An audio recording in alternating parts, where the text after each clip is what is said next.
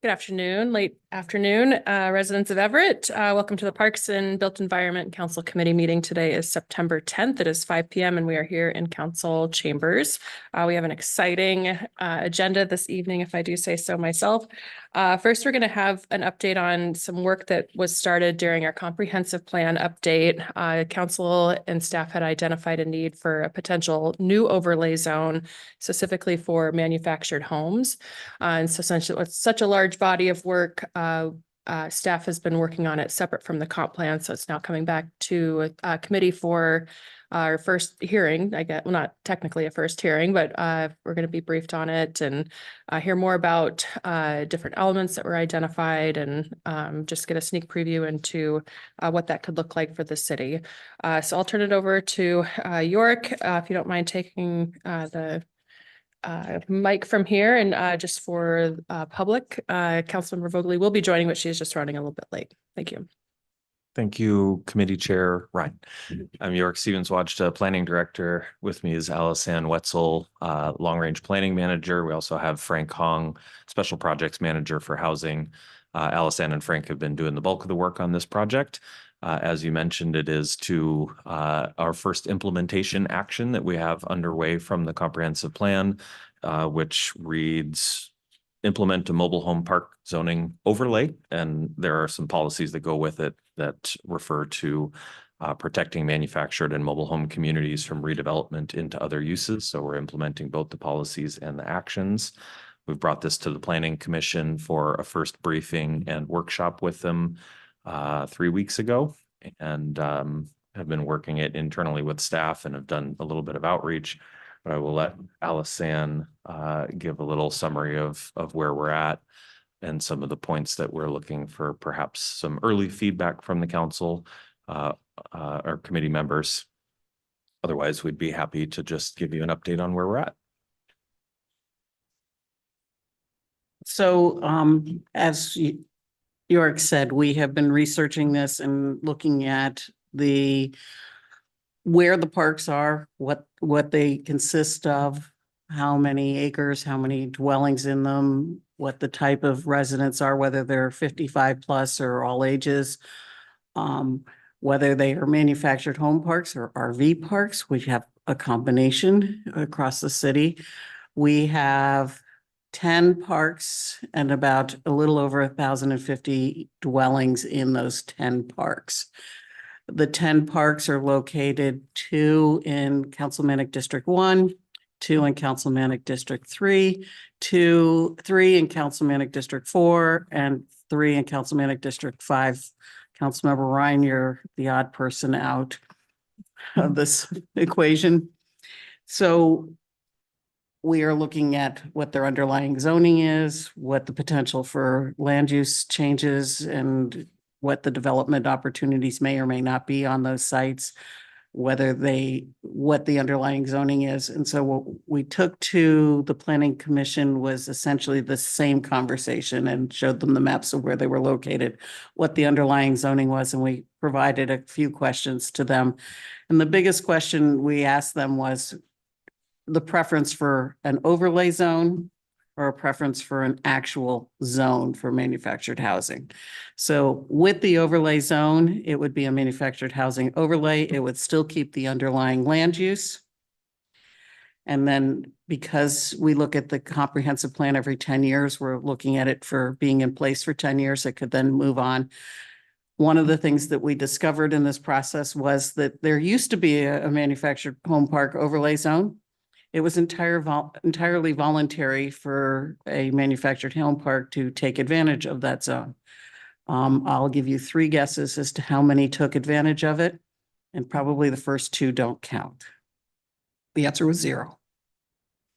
So during rethink zoning, the planning department and council said, we're going to try and pare down the number of zones, the number of overlays that exist in the city. And let's look at the ones that are functional and doing something versus those that are not doing something. And at that point in time, it was determined that since 0% of the manufactured home parks were not taking this option up, that would go away, and it did.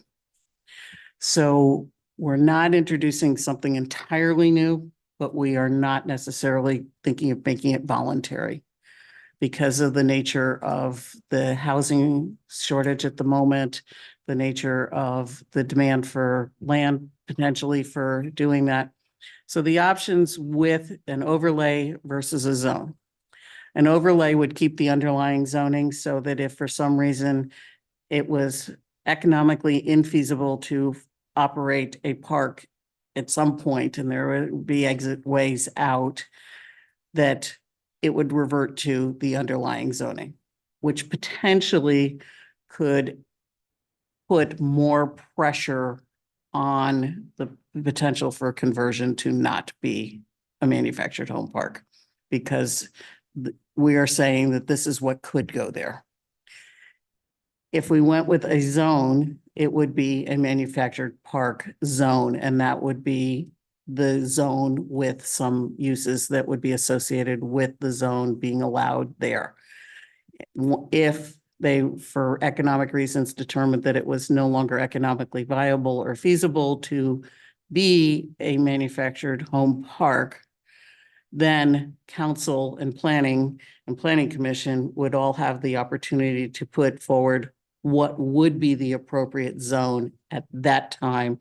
So we wouldn't be going back 3 years, 5 years, 9 years, whatever, to look at it. We would be looking at it in current time. So those are the two differences. Planning Commission basically said, oh, you decide. Like, great, we came with questions and we got, oh, you guys decide. So that's where we are. That's one of the questions we'd like for you guys to put your 2 cents in on. And you can add more. I haven't, that's okay, go for Yeah, it. no, just on the overlay or the zone question, if the council is interested in an automatic repealer in 10 years, in 20 years, in 50 years, in 100 years, this automatically disappears unless some action is taken. We would need to do an overlay. I'll just add that. I don't know that that's where we're going, but if we do, that would be a And consideration. that's what Bellingham has, is an automatic repealer, that in 20 years, their overlays would go away. But then, okay, if it's a manufactured home park, are you saying in 20 years that you don't have a right to exist? As, you know, are we not protecting you? So on January 1st, 2045, where you're just whatever. And I don't have an answer to that. I mean, so that's one of the things too that we're still trying to figure out. Some of the parks are owned locally. They're all owned by LLCs. So some of their addresses are, and the deed stuff goes to local addresses. In the Snohomish County, Everett, Seattle area, we have them owned literally as far away as the Carolinas and DC. So there is a mixture of ownership styles in the process. In front of you is the email and mail list that the letters that you received from Jennifer and the background information you received from Jennifer went to out either through US Post or through electronic yesterday and the day before. So that's pretty much what I had to say on the subject. We are still in the exploratory area of it. We have been comparing codes with other jurisdictions. We are making sure that we are in compliance with state law and keeping in compliance with the comp plan as we go. But we are right now, as I said in the letter, we are reaching out to the manufactured home park owners management, as well as the residents. On the 25th of September, we are meeting with Fairway Estates. We really do not have good contacts for 8 of the 10 parks. So Silver Shores, we've got contacts for. Fairway Estates, we've got contacts for. The other 8, no. So if you know anyone who lives or resides in any of those, please let me know and we can start reaching out to them too. I do actually. Thank you. Yeah, happy to do so. My first question was actually about what the other jurisdictions are doing and if there's other cities or counties that have done a have taken this into consideration and if they have an overlay or if they have a zone. Most are overlays. And then I was curious if we wanted to add a zone or not we like today, Mhm. but sometime in the future, if a new zone were to be added, what would that scenario look like for each of these options of either an overlay or a dedicated zone? If we were to add a zone, it would be the same process as adding an overlay. So the person who would want to put in a park would petition the city Mhm. for a change in the zoning either Mhm. way. Okay. I'd be happy to field other questions. So I definitely have my 2 cents ready to toss in anytime. So one point of clarification, if it's an overlay that's got a limited time, then when that time expires, would the zoning then revert back to the underlying zoning? Potentially, yes. Okay. Mhm. Okay. And I guess I will comment for anybody who's interested in this, the message that went out with the longer part of the message about the details of this, there was a lot to it. There are a lot of factors. There's a lot of work that's gone into it.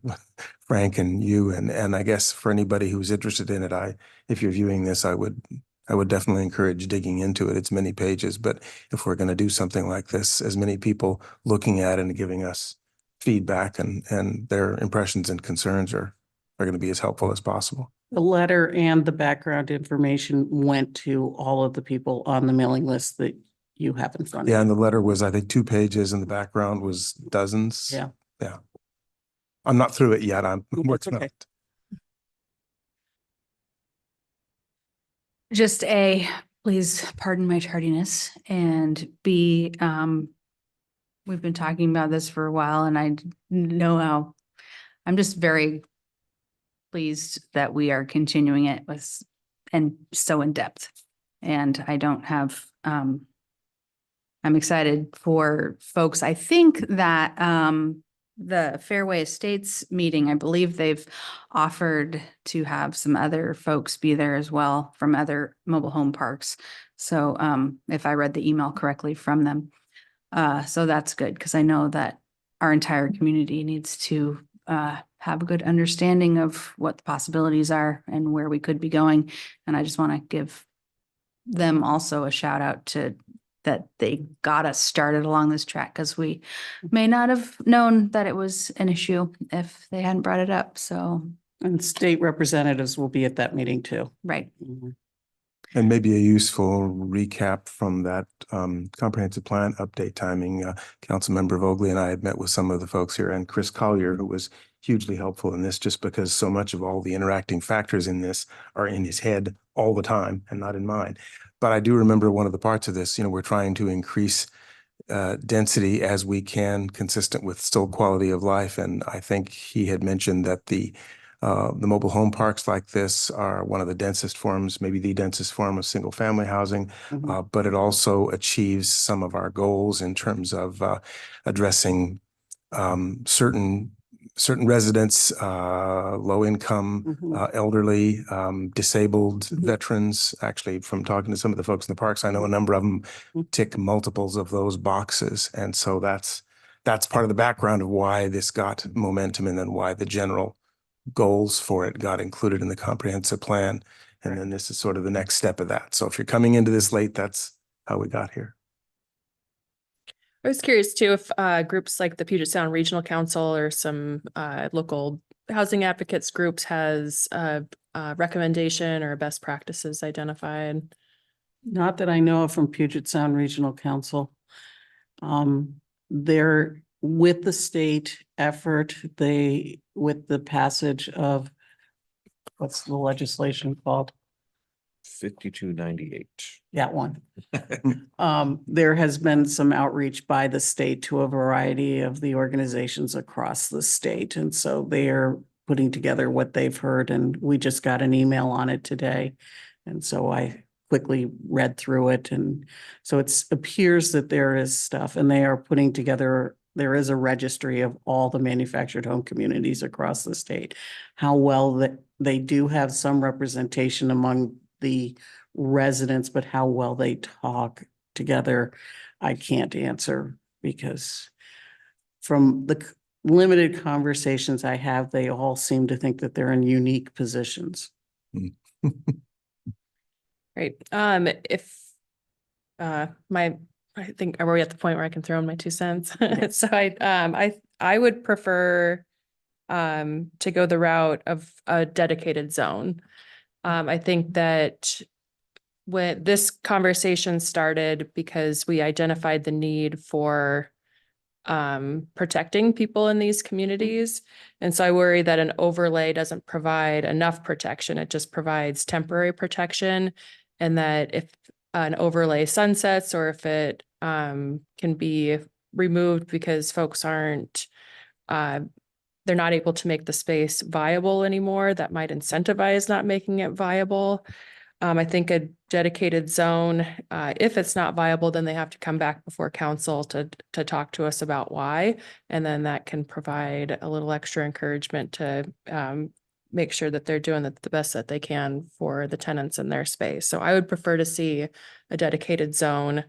I think it provides the protection that that was one of our goals for having a dedicated zone for manufactured housing. And I think it would, I see that as the best route. The other question that we did ask the planning commission was, is this zoned for all 10 properties, or is this for a smaller number based on their location, what the current owners have plans for it, whether there is some other circumstance. So for example, Broadway Terrace up in North Everett has been not leasing new sites. So as people are moving out, they are cutting back their number of sites. It's also zoned MU15. And it's up where an area where we would obviously by zoning at MU15, we were looking at higher density than would be available in a manufactured home park. So the question then is, are we doing all 10? Are we doing 8, 9, 7, whatever? And so that's another thing to take into consideration. And I realize that we gave you a lot of information in a very short period of time, and we can come back and discuss that further at another time to discuss some of what the potential is for maybe not doing all 10. Okay, great. I have a thought. Has it been considered people being able to purchase the land underneath them? That's part of the state bill. Okay, Mhm, did I yes. miss that? Yeah. That's okay. The state program does provide for an opportunity to partner with a nonprofit or another housing agency to then purchase it out.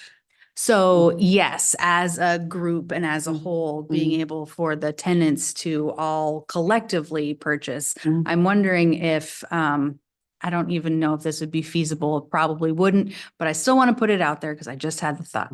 An individual mobile home owner being able to purchase the land that they sit upon, where I know the whole purpose of a mobile home park or whatever words that we're using is to have the collective land and then you own your home. Mhm. I don't know about condoing them essentially. Okay.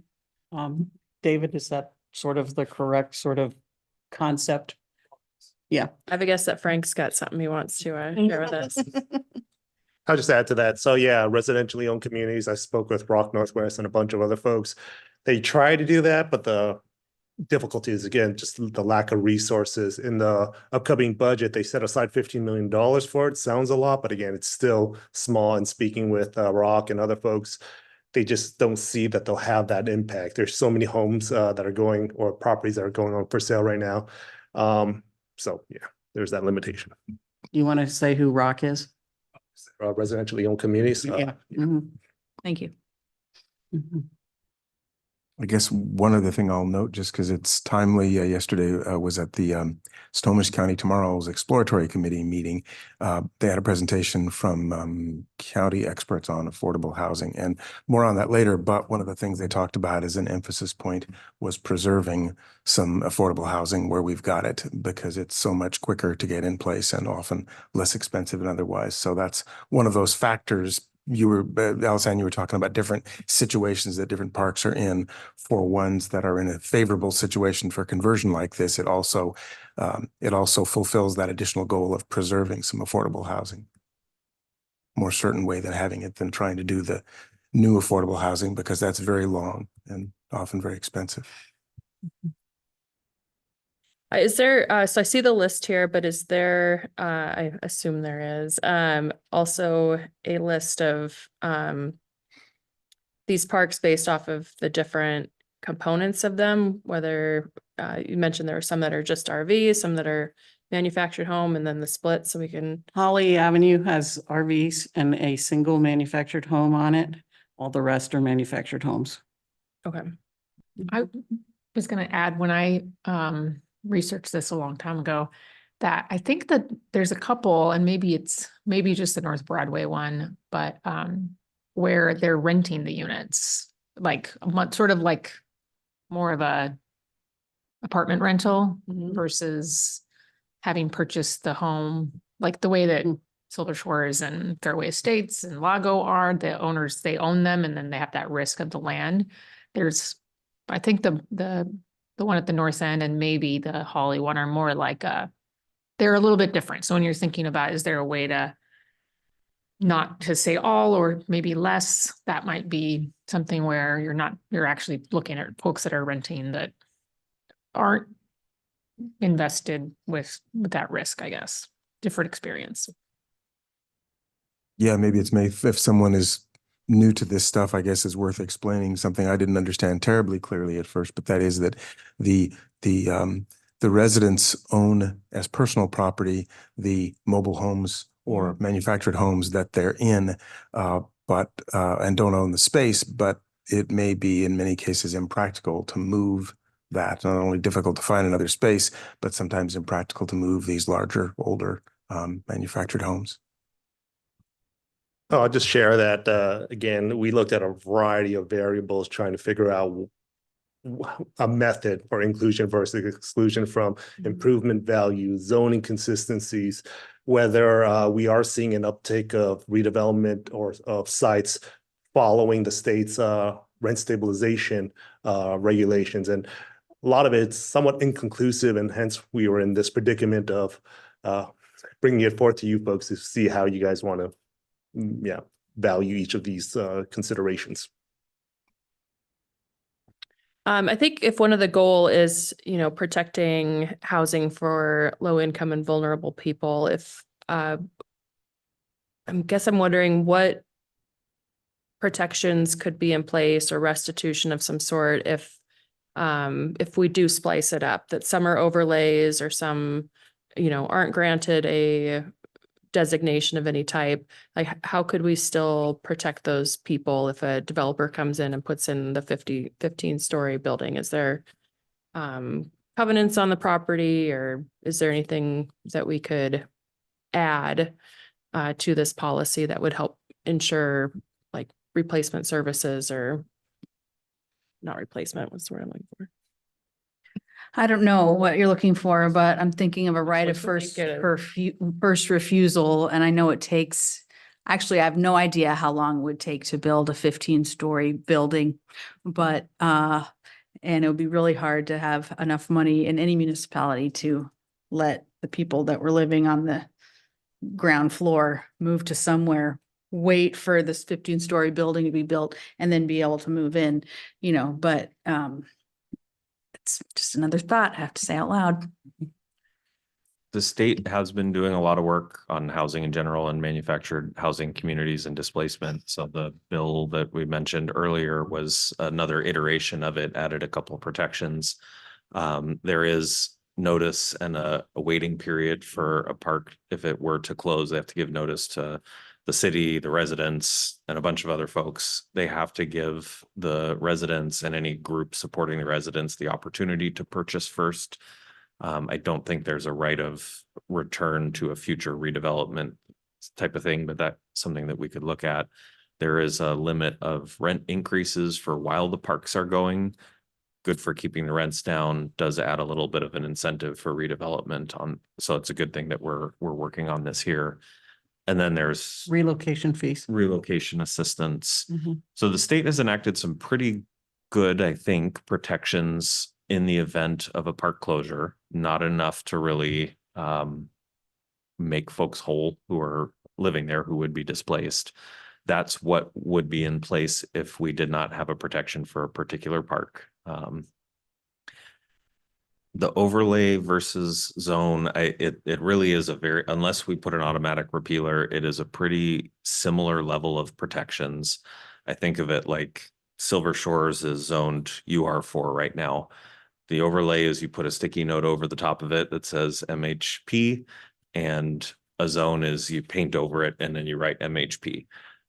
With one of them, it has this underlying zone that you can more easily divert back to. So it may have kind of a feeling of impending change that's always hanging over you versus a zone which is more firmly in the manufactured housing community. So it may have a different kind of a perception. But otherwise, both of them would be restricted to only manufactured home park use until a rezone was done by a similar process to get in and get out.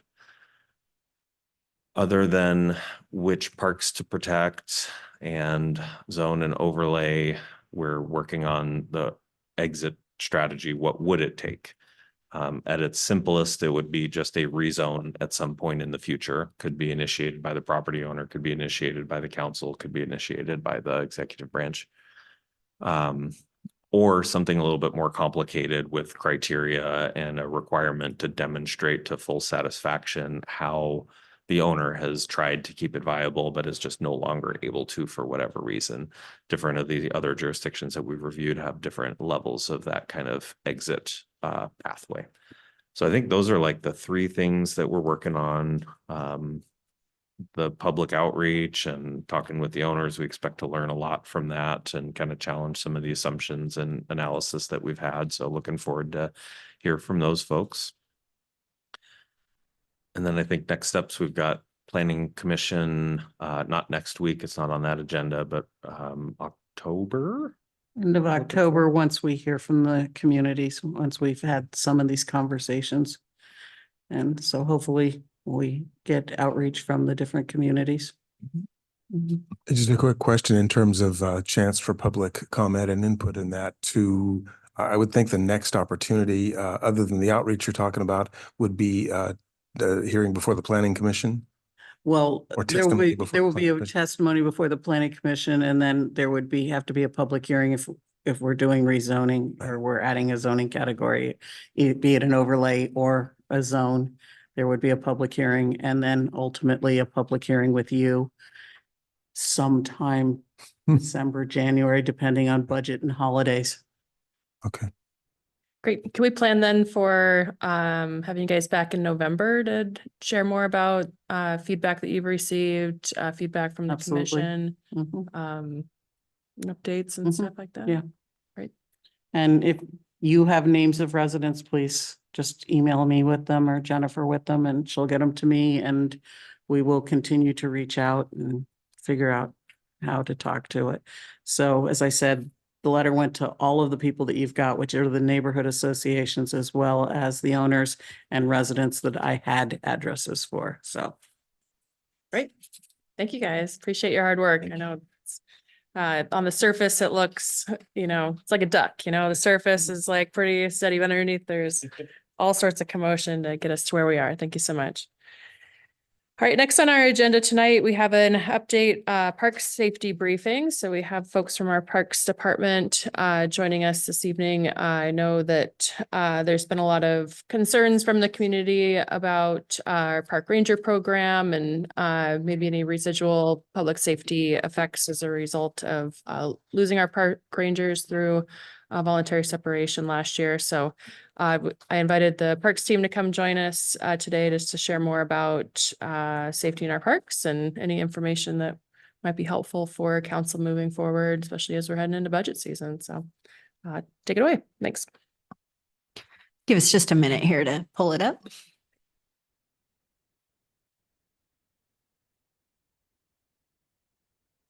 While we're doing that, Push button. I'll just say that just in case anybody is interested, there are a bunch of concrete footings that have gone into Haug. Mhm. And they are part of a upcoming book walk that we're partnering with the library on. I believe that was also funded through council COVID dollars as well. Councilmember Tui. Yeah, I think I remember seeing the temporary signs for the book walk before, and I wasn't aware what the permanent thing was. So when this came back, it was new to me. I'll get the word out. Thank you. This meeting is being recorded. Hooray.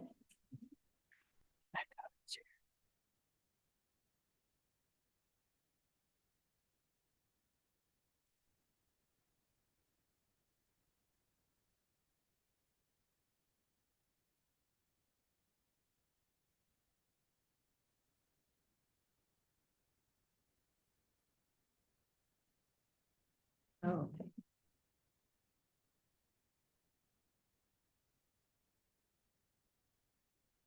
While you're setting up, I think I'll mention that book walk, some temporary versions of that were up on Jetty Island this summer during the Jetty Island Ferry Days.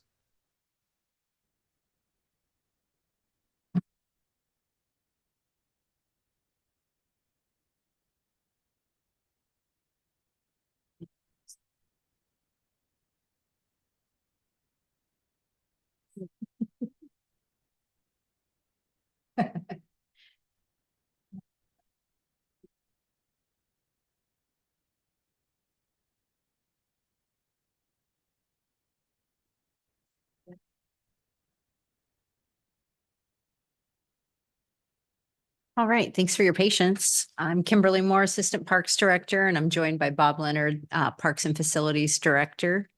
Sorry, we have to share a different screen. Oh, I'm sorry. Can I play? Mm-hmm. Okay.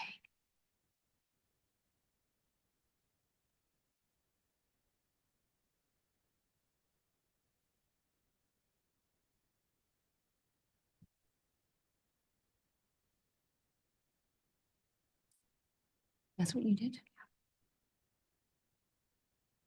It's fine, and we can click through it either way.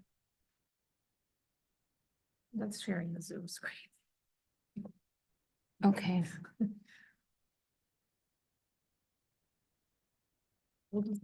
It's fine. We'll just click through it like it's not a Okay. slideshow, but it's Window. close enough. Okay, I don't know. that's weird. Yeah. Sorry, Kimberly. It's all good.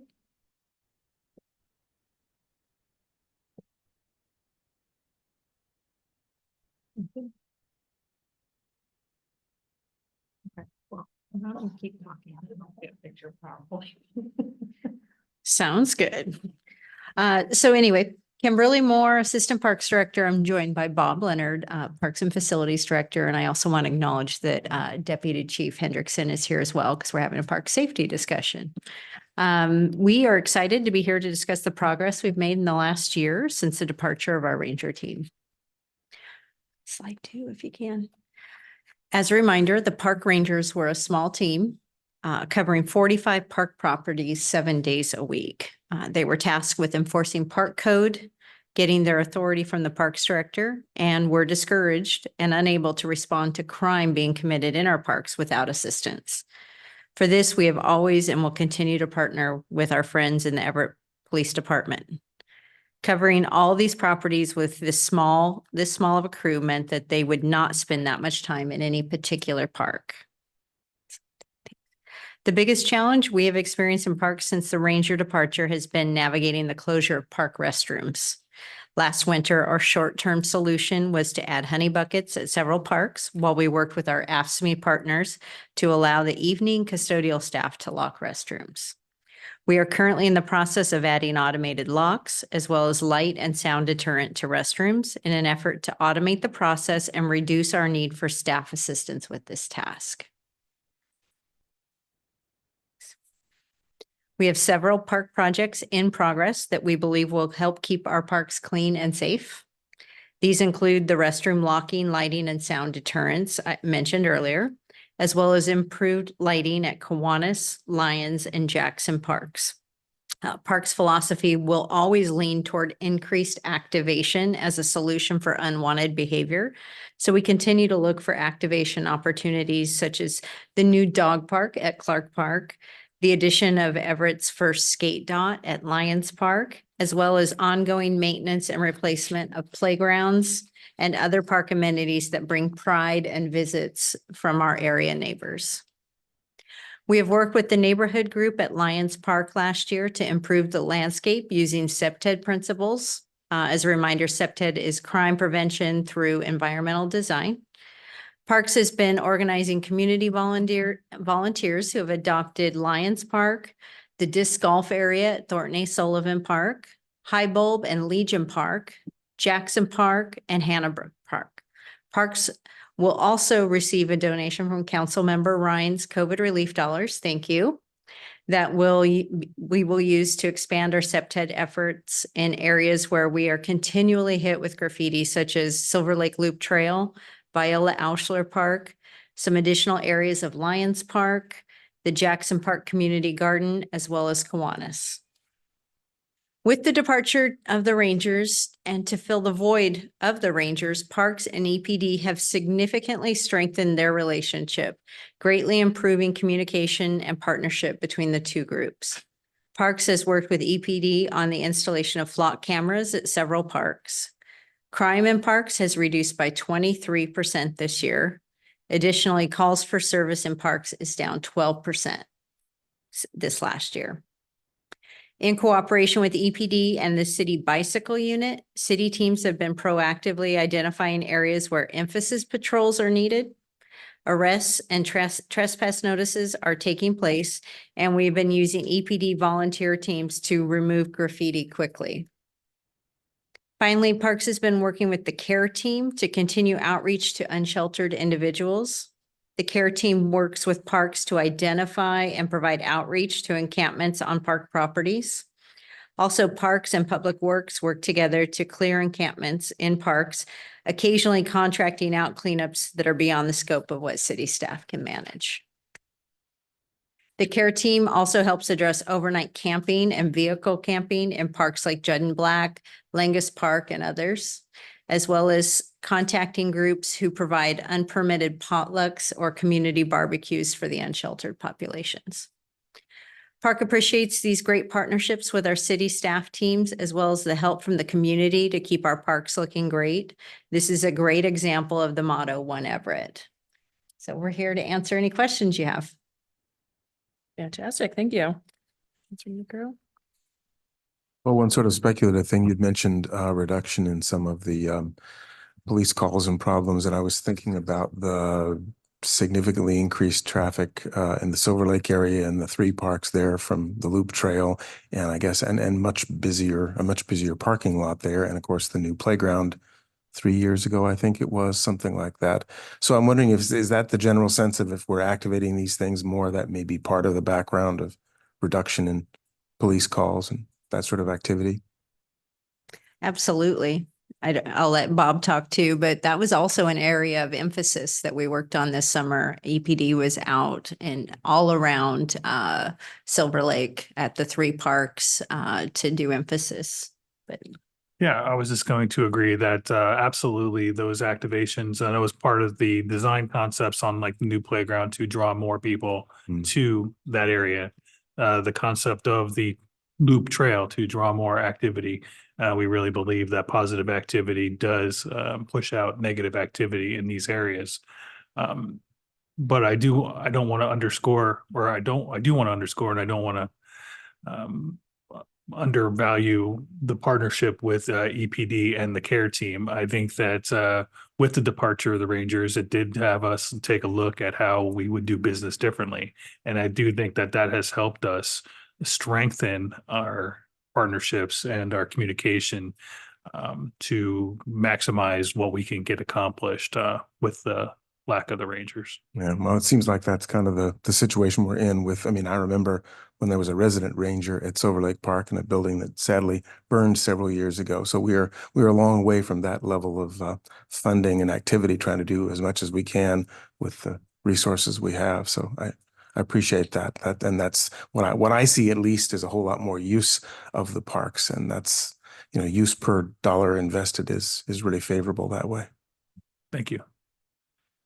Is there a timeline with getting the restrooms automatically opened and closed? I know you're working on it and I know there's a lot of them, but is there a timeline that we can expect that it might happen? I don't have a great timeline for you. I'd have to get back to talk to our project team to find out where we're at in the process. But just like a lot of our construction projects, they just take longer than I would hope. The money's there, though. We have Yes. that figured out. It's just a matter of getting it done. That is correct. Okay. And then for making space useful, that's not at all what I'm trying to say.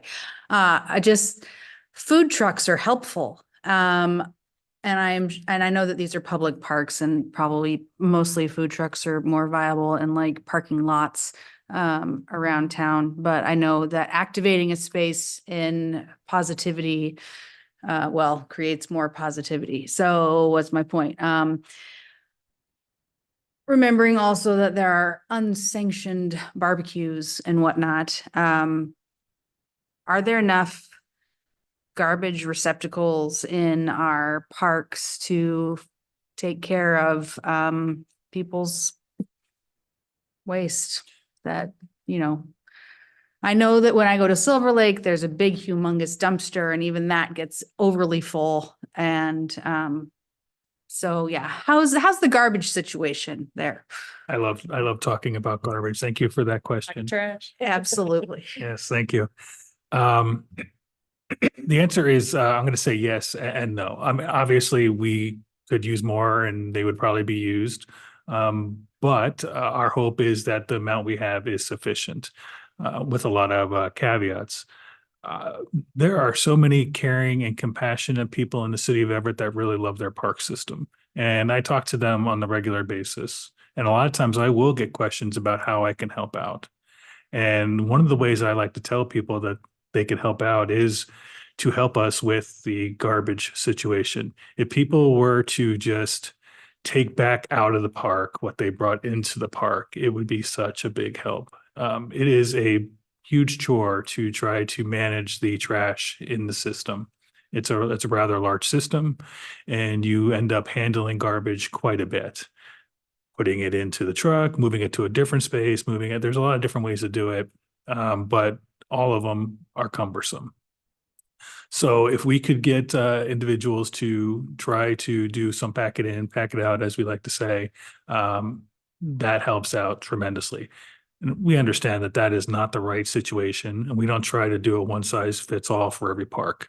So some of them have to have different methods, and we do. We have trash compactors. We have some where we have dumpsters that not the municipality, but the garbage provider will come and pick up themselves. We have our own containers, larger containers that will fit on a flatbed that we pick up. We do try some without any garbage cans that we do ask people to just pack it in, pack it out. But I think we have saved a lot of staff time, prevented some staff injuries by going to these different models. So could we use some more? Probably some places. We're always reevaluating that. But hopefully we do have sufficient a number. I just wanted to add that from a resource standpoint, we cannot have enough garbage receptacles for our busiest summer weekends year round. And so we fully acknowledge that there's occasionally really sunny, beautiful weekends where we have a little overflow of trash. But we do have park staff working 7 days a week to address those situations as quickly as we can. Thank you. Also to, sorry, add on a little bit. If a person or if a group were to get a permit, like on a weekly basis in a park to have barbecues, is it allowed or feasible or even an option to have the city provide temporary waste disposal and also, porta potties, or would that be on the group that gets the permit? We have a special permit application that people can fill out, and the vendor would need to provide their own garbage and their own porta potties. We would recommend, if they wanted to do this on a permanent basis, that they fill out the general RFP process. That way we can partner with them year round and they could provide those services there. We're less likely to approve a weekly special use application for a vendor. I think it's cost prohibitive for the vendor because of the need for the porta potties. But if we could arrange it in a park that already had existing structures like garbage cans and restrooms and a pad where it'd be appropriate for them to set up, that would be more appropriate, I think, through our general RFP process, which we are bringing to council this month, at the end of the month. Thank you. Great. I have a question for Deputy Chief Hendrickson, just so he doesn't have to sit through the whole meeting.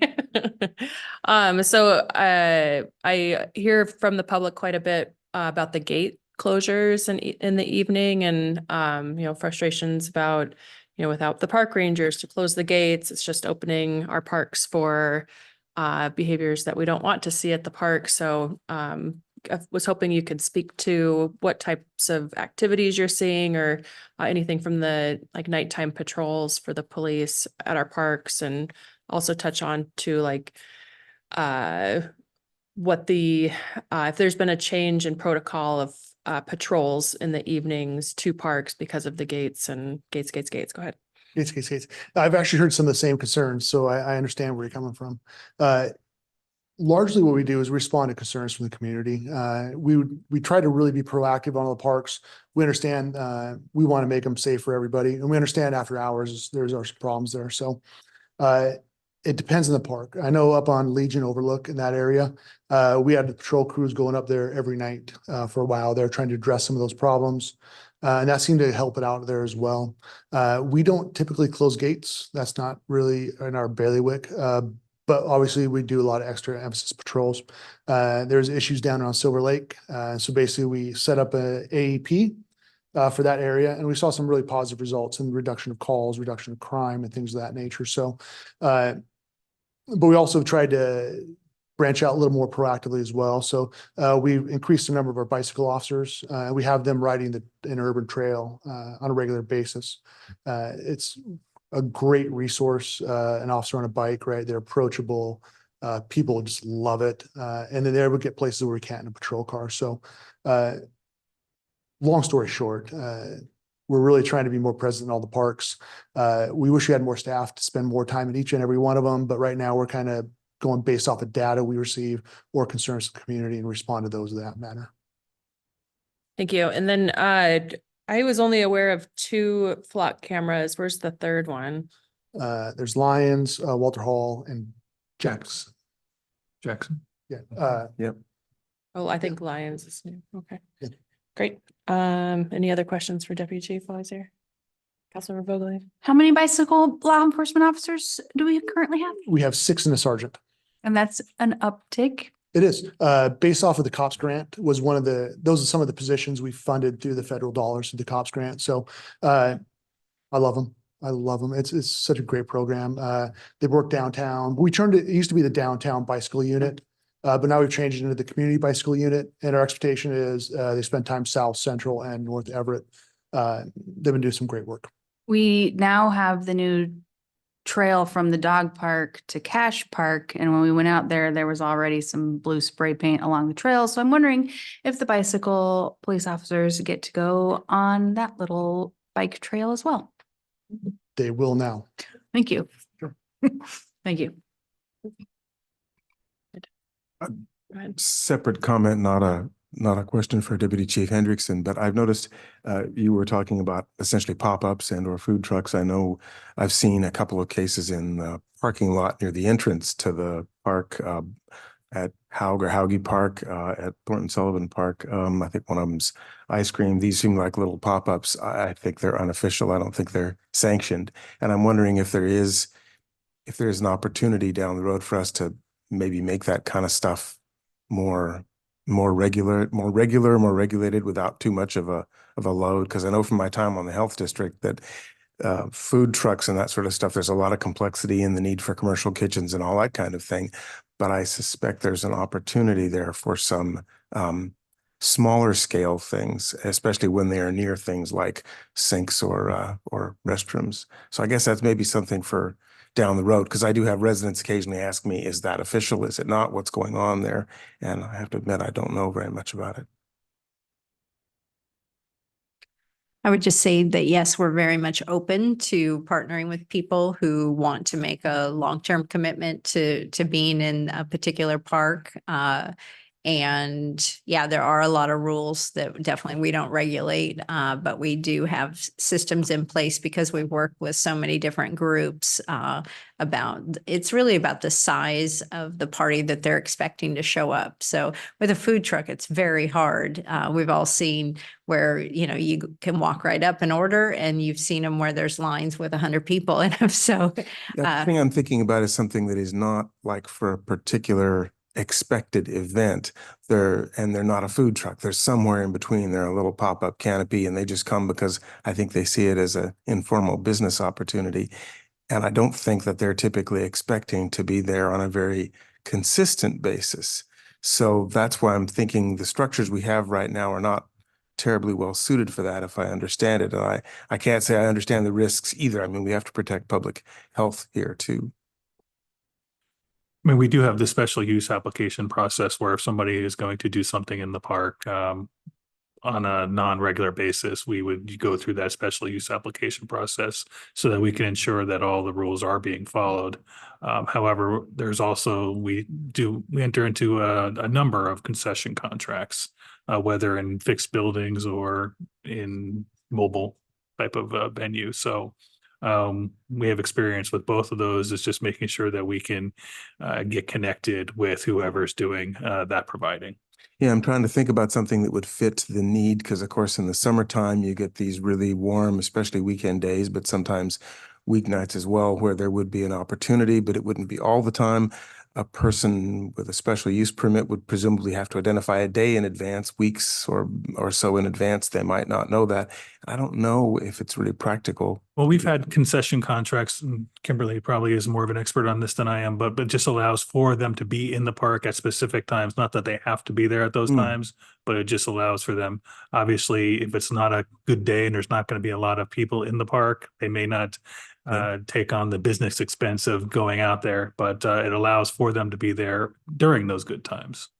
Yeah, so maybe there are opportunities and a structure that is in place that I suspect a lot of these people with the pop-ups don't know. And maybe if they aren't taking advantage of it, but could, that's something that I guess it's worth looking into. Maybe there's something like a one-pager we can do, or something that says, if you want to do this kind of thing, here's what the rules would be, here's what your obligation would be, but and that way encourage them so that on those really busy, the really nice days, they can go and serve the public that way without going to the full food truck experience. Okay, well, I'll keep my ears open then. Thank you. It's nice to know there's a possibility that way. Absolutely. Great.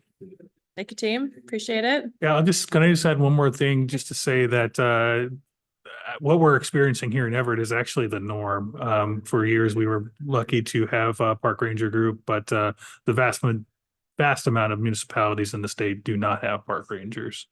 I feel, I mean, like a lot of people, I think that this is different.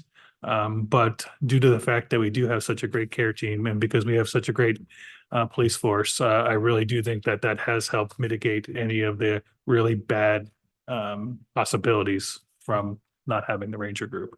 Sure. If we can put a finer point on it, if you don't mind me putting you on the spot, would it be your recommendation to bring back the park ranger program? It's always a matter of resources. I think we'd have to take a look at the value we were getting for the money. I think that right now things are working pretty darn well. I think it would be difficult to try to hire people to come back to this position after not having it right now. So that would be difficult. And I think there's a lot of different possibilities of what something could look like. So I wouldn't say never, but I would be very cautious in how about I'd go about doing that. And again, I think that we have a really great police force and we have a really great care team and things are working really well the way it's happening right now. Great. Thank you, Bob. Thanks, Kimberly. Great. For our final 1 minute, I wanted to, we have a long list of pending items for future agendas. I see some on here that can be crossed off. So good job, team.